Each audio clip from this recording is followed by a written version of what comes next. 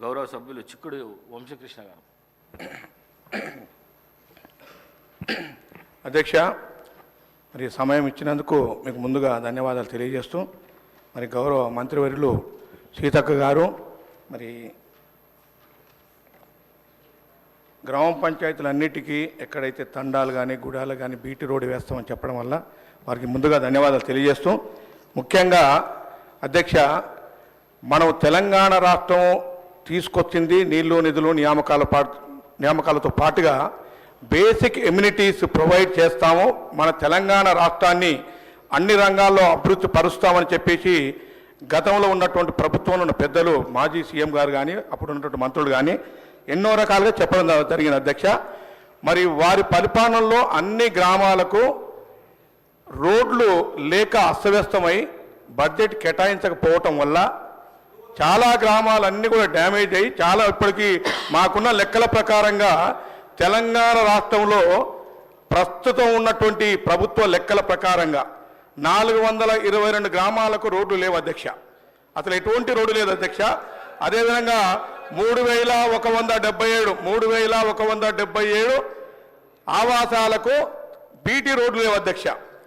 అదేవిధంగా ఎక్కడైతే గుడాలు తండాలు గ్రామ పంచాయతీలు చేసిన వారు గతంలో గొప్పలు చెప్పుకున్నటువంటి ఆ మాజీ ముఖ్యమంత్రి గారు కానీ మాజీ మంత్రులు కానీ నేను ఒకటి అడుగుతున్నాను అధ్యక్ష.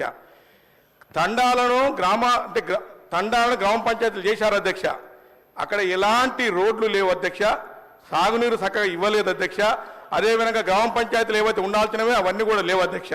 అదేవిధంగా మా సీతక్క గారు చెప్పినట్టుగా ఈ ప్రభుత్వం వచ్చిన తర్వాత ఇప్పటికే 2-3 దఫాలుగా సిఆర్ఆర్ గ్రాంట్ ఇవ్వడం జరిగింది, అదేవిధంగా ఎంఆర్ఆర్ గ్రాంట్ ఇవ్వడం జరిగింది.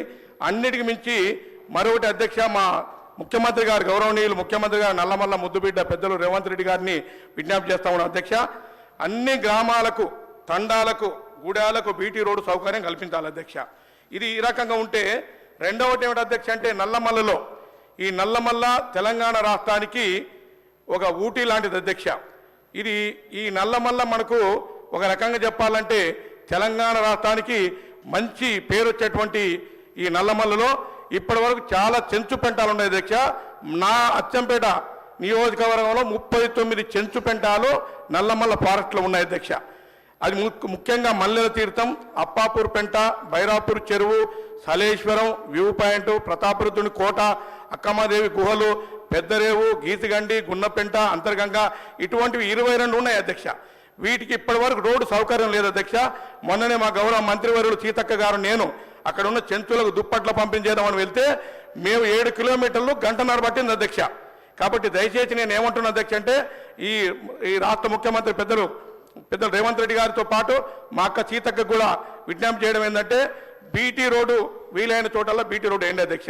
ఒకవేళ బీటీ రోడ్డు వీలు పడకపోతే అంటే ఫారెస్ట్ పర్మిషన్ గిట్ట ఇవ్వకపోతే కనీసం మెటల్ రోడ్ అని వేయాలని కోరుతా ఉన్నాం అధ్యక్ష.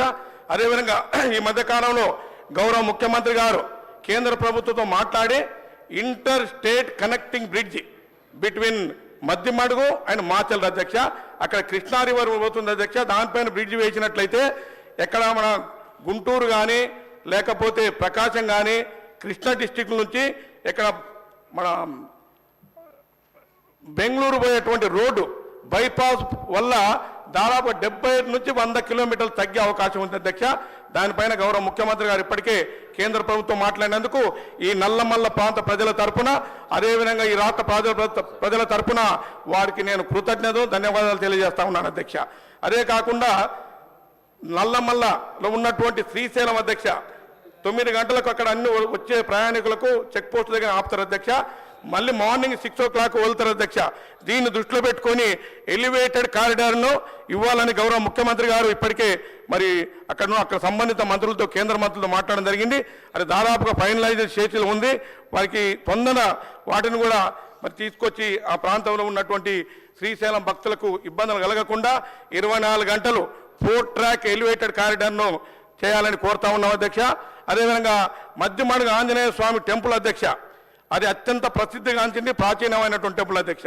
నిన్ననే బ్రహ్మోత్సవాలు అయిపోయినాయి అధ్యక్ష. దాదాపుగా 5 లక్షల మంది భక్తులు వచ్చారు అధ్యక్ష. సింగిల్ రోడ్ ఉంది అధ్యక్ష. పదర మండల హెడ్ క్వార్టర్ నుంచి మధ్యమడుగు వరకు సింగిల్ రోడ్ ఉండటం వల్ల చాలా మంది యాక్సిడెంట్ అవుతా ఉన్నాయి అధ్యక్ష. దయచేసి దాన్ని మన వైడనింగ్ ఆర్ డబుల్ రోడ్ చేయాలని నేను ప్రభుత్వానికి కోరుతా ఉన్నాను అధ్యక్ష.